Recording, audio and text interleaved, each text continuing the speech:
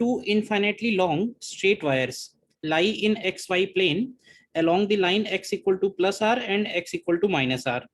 ठीक है.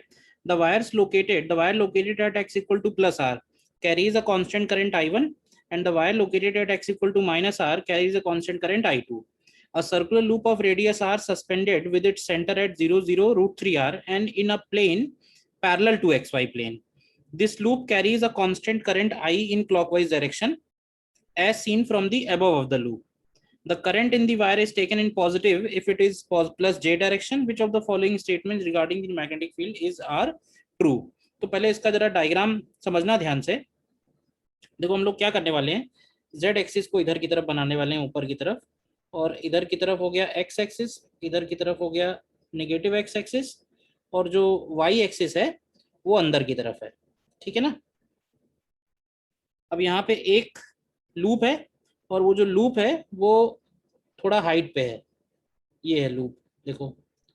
और इस लूप का जो सेंटर है, ये वाला सेंटर, ये पॉइंट हमको दिया हुआ है 0, 0, रूट 3r. और अब कह रहा है कि अगर हम ऊपर से देख रहे हैं, ध्यान से देखो, अगर हम ऊपर से देख रहे हैं तो इस लूप का जो करंट है क्लॉकवाइज डायरेक्शन में है. तो क्लॉकवाइज डायरेक्शन का मतलब हुआ कि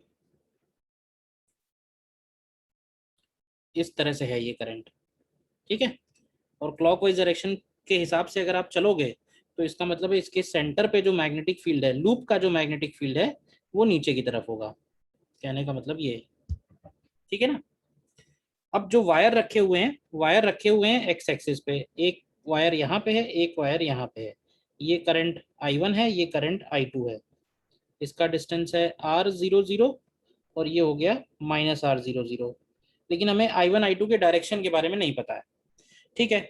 अब सबसे पहले इसमें कह रहा है कि if I1 is equal to I2 then magnetic field can not be equal to 0 at origin. ठीक है. अब समझना ध्यान से. देखो I1 I2 इक्वल का मतलब ये है, I1 अगर पॉजिटिव है, क्वेश्चन में लिखा हुआ है कि the current in the wire is positive if it is plus j direction. Plus j का मतलब इनवर्ड. तो अगर दोनों में करंट इनवर्ड है, अब समझना ध्यान से, अगर दोनों में करंट हम इनवर्ड ले लें तो इन दोनों वायर की वजह से सेंटर पे मैग्नेटिक फील्ड 0 हो जाएगा. लेकिन लूप का तो मैग्नेटिक फील्ड रहेगा ना यहाँ पे, जो भी एक्सिस पे फॉर्मूला लगेगा. तो इसलिए ए ऑप्शन सही हो जाएगा. देखो ध्यान से. ठीक है. फिर आते हैं बी ऑप्शन में. कह रहा है कि I1 ग्रेटर देन 0. तो देखो I1 ग्रेटर देन 0 मतलब I1 का जो करंट है वो इनवर्ड ले लें. ठीक है. एंड I2 लेस देन 0, तो I2 का करंट हम आउटवर्ड ले लें. Then magnetic field can be equal to 0 at origin. तो अब इस केस में तुम देखो तो इस I1 की वजह से जो मैग्नेटिक फील्ड लाइन होंगी वो इस डायरेक्शन में होंगी, और इसकी वजह से मैग्नेटिक फील्ड भी अपवर्ड होगा, और लूप की वजह से मैग्नेटिक फील्ड नीचे होगा. तो एक ऐसी पॉसिबिलिटी जरूर बनेगी I1 I2 की वैल्यूज को लेके जब ओरिजिन पे मैग्नेटिक फील्ड 0 हो सकता है. तो बी ऑप्शन हमारा करेक्ट आ जाएगा. ठीक है. बी ऑप्शन करेक्ट होगा तो सी करेक्ट नहीं आएगा, क्योंकि सी में वायर्स का मैग्नेटिक फील्ड भी नीचे की तरफ हो जाएगा और लूप का मैग्नेटिक फील्ड भी नीचे हो जाएगा, तो कैंसिल आउट पॉसिबल नहीं है. और डी में कह रहा है if I1 is equal to I2 then the Z component of magnetic field at the centre of loop. तो देखो अगर हम I1 I2 इक्वल ले लें, तो इक्वल लेने का मतलब है, फिर से इसको जरा ऐसे मान लेते हैं कि दोनों में करंट आउटवर्ड है. ठीक है. अब अगर दोनों में करंट आउटवर्ड है तो